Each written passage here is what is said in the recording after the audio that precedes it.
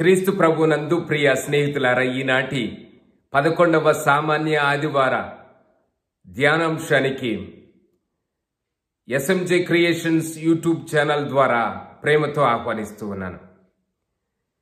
ఇహలోక జీవితములో ప్రయాణం చేసేటువంటి మనము ఆధ్యాత్మిక చింతన కలిగి అనుదినము మన విశ్వాసములో ఎదుగుతూ ఉన్నప్పుడు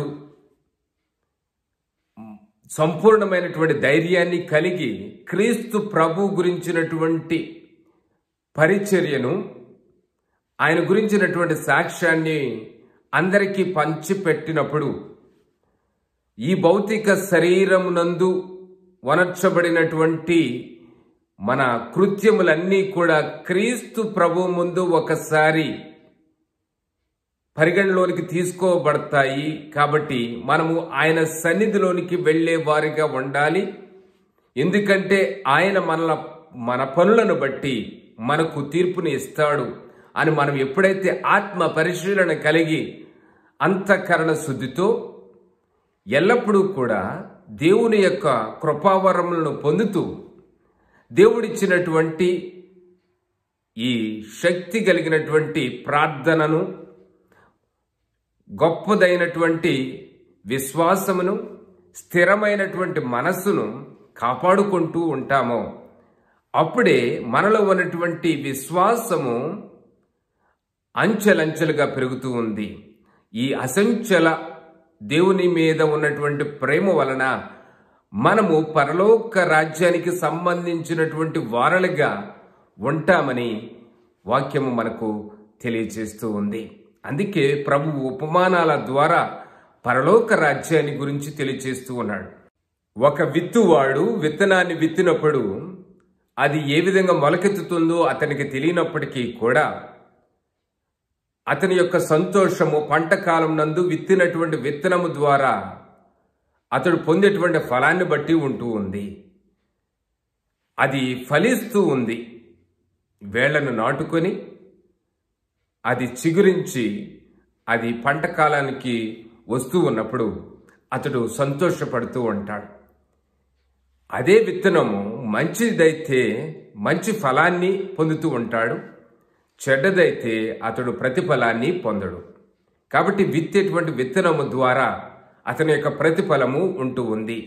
పరలోక రాజ్యములో మనము చేరాలి అంటే మన ఆలోచన అనేటువంటి విత్తనం ఏ విధంగా ఉన్నది, మన విశ్వాసము అనేటువంటి విత్తనము ఏ విధంగా ఉన్నది, దేవుని యొక్క వాక్కు మన హృదయములో ఈ పొలములో ఏ విధంగా ఫలిస్తూ ఉంది, దానికి మనం శ్రమించేటువంటి విధానం ఏమిటి, ఏ విధంగా అనుదినము ఈ విత్తనము ఎదుగుదల కోసము ఫలించాలని నా క్రియల ద్వారా, మంచి కార్యముల ద్వారా, మంచి మాటల ద్వారా, దేవునికి సమయం ఇవ్వడం ద్వారా, దేవుని యొక్క శ్రీసభ సాంగ్యముల ద్వారా నేను ఏ విధంగా ఫలిస్తూ ఉన్నాను అనేది మనము ప్రశ్నించుకోవాల్సినటువంటి ఆవశ్యకత చాలా ఉన్నది. కాబట్టి ఈ లోకంలో మనందరము కూడా రక్షించబడాలని, అనగా ఇహలోక యాత్ర చేస్తూ ఉన్నటువంటి మనము ఈ యాత్రలో పరిశుద్ధుడైనటువంటి దేవుని యొక్క ఆత్మచేత నింపబడాలని, ఈ దివ్య సంస్కారాల ద్వారా పోషించబడాలని దేవుడు శ్రీసభ అనేటువంటి విత్తనాన్ని ఒక మహావృక్షంగా చేస్తూ ఉన్నాడు. కాబట్టి దాని ద్వారా మనము ఫలాలను పొందాలి అంటే అనుదినము దేవుని సన్నిధిలోనికి వెళ్ళవలసినటువంటి అవసరం చాలా ఉన్నది. ఎందుకంటే దేవుడే మనల్ని పోషిస్తూ ఉన్నటువంటి వాడు, మనల్ని పిలుస్తూ ఉన్నాడు. అతడు మనకు గొప్ప భవిష్యత్తును దయచేస్తూ ఉన్నాడు. ఎందుకంటే తన యొక్క ప్రవచనముల ద్వారా, తన యొక్క వాగ్దానాల ద్వారా దేవుడు మనల్ని ఫలించాలని కోరుకుంటూ ఉన్నాడు. మనం ఫలించే వారిగా ఉండాలి, ఫలింపజేసే వారిగా ఉండాలి. మన యొక్క వాక్య విధానము ద్వారా, నడవడిక ద్వారా, నీతి మార్గము ద్వారా.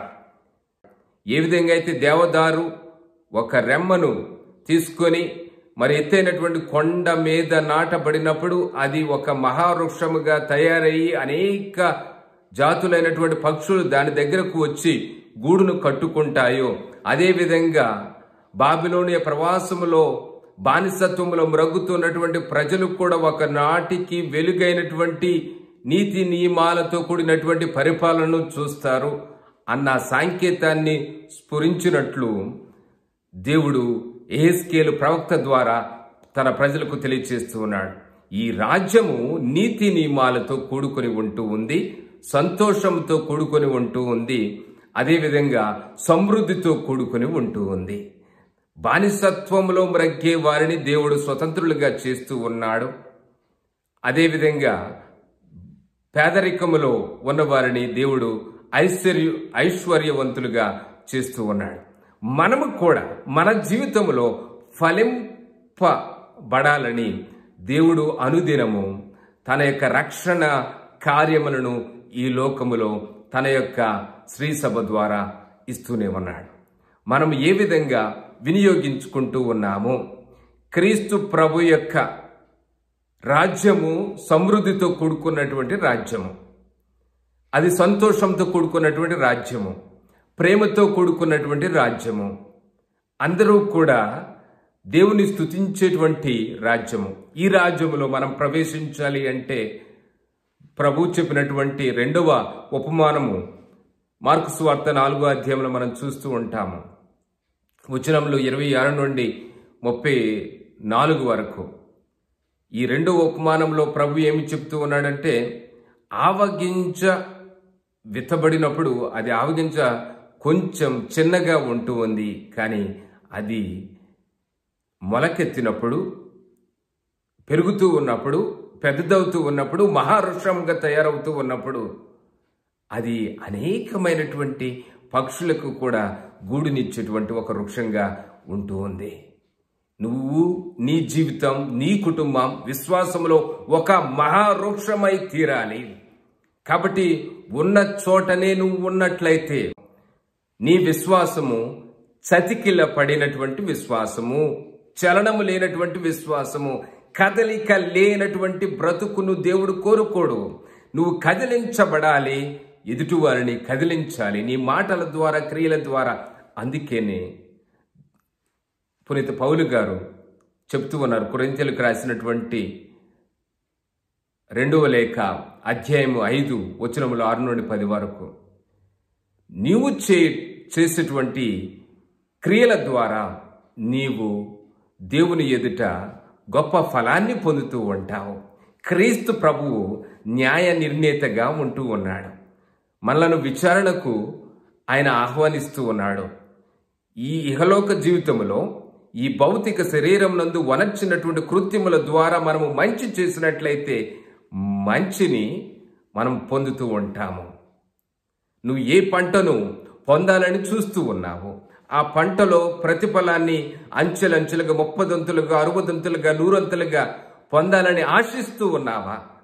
అలాగైతే మనము కూడా మనలో ఉన్నటువంటి చిన్న చిన్న క్రియలు అవి పెరగడానికి మనము ప్రయత్నం చేయాలి.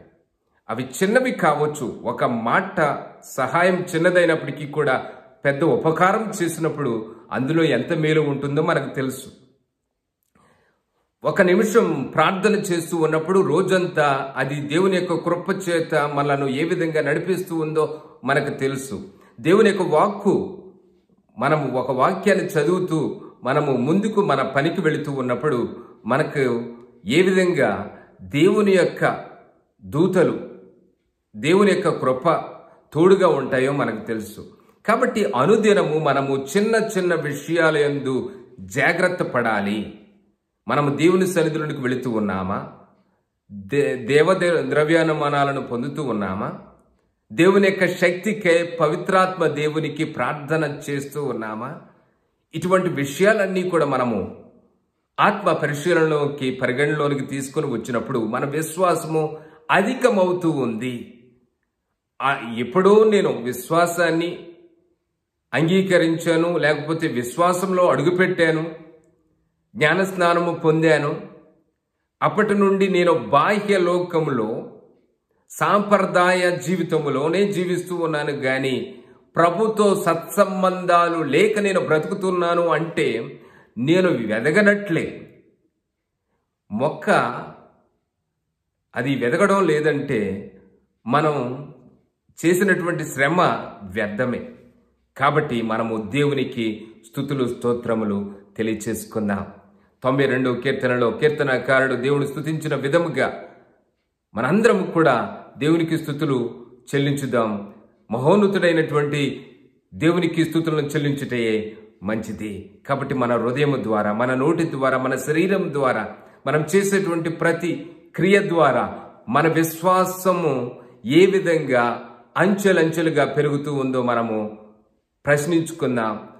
మన యొక్క క్రియల ద్వారా ఎదుటివారిని విశ్వాసంలోనికి అడుగుపెట్టేవారిగా మనము చేద్దాము. మాదిరి అయిన మాతృకైన విశ్వాసులుగా ఉంటూ సాక్ష్యం ఇచ్చేటువంటి బిడ్డలుగా మనము క్రీస్తుకై బ్రతుకుతాము. క్రీస్తు నుండి నిజమైనటువంటి ప్రతిఫలాన్ని పొందుతూ ఇహలోక యాత్ర కేవలము భౌతికమైనటువంటి శరీరములో ఉండేదే కాదు, కానీ సంపూర్ణమైనటువంటి ధైర్యంతో మనము ప్రభును చేరేది, ప్రభు సన్నిధిలోనికి వెళ్ళేది అని గ్రహిస్తూ పరలోక రాజ్యం వైపు మనము అడుగులు వేద్దాం. దేవుడు మేము దీవించి కాచి కాపాడునుగాక.